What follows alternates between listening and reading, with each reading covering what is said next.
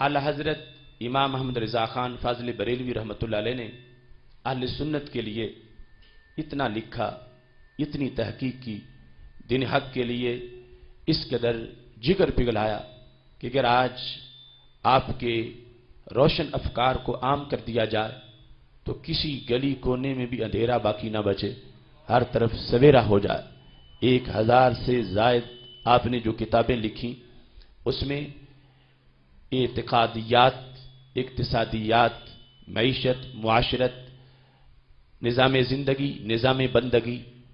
بچے کی ولادت سے پہلے سے لے کر بوڑھے ہو کر وصال کے بعد کفنی پہن کے قبر میں پہنچنے کے بعد تک کے جو مسائل ہیں، امام محمد رضا فاضل بریلوی رحمۃ اللہ علیہ نے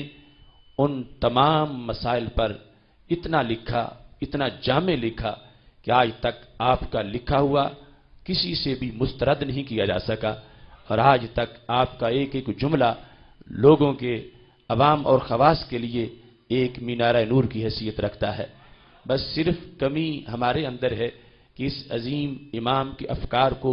ہائی لائٹ کرنے کے لحاظ سے ہم وہ حق ادا نہیں کر سکے جو کہ حق ادا کرنا چاہیے تھا۔ اس سلسلہ میں ہمیں جتنے بھی لوگ فکر رضا کی خاطر کام کر رہے ہیں، سب کے کام کا اعتراف ہے۔ ہم اپنے حصے کا کام کرنے کے لیے نکلے ہیں کہ ہم عوام میں اس کو اس انداز میں اجاگر کریں کہ سٹیج پر اور مائک پر اس کو آسان طریقے سے بیان کر دیا جائے، تاکہ عوام میں بھی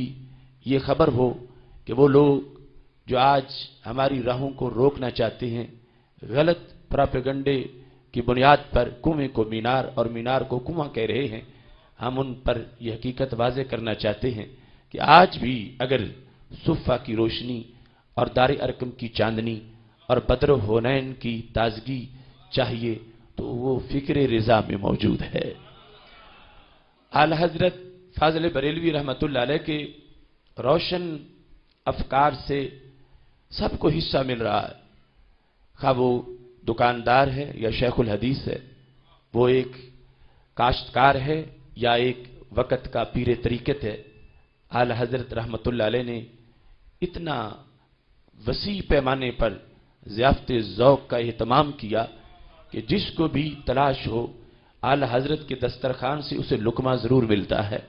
اور یقیناً آج اس کی ضرورت بھی ہے۔ ہم ملک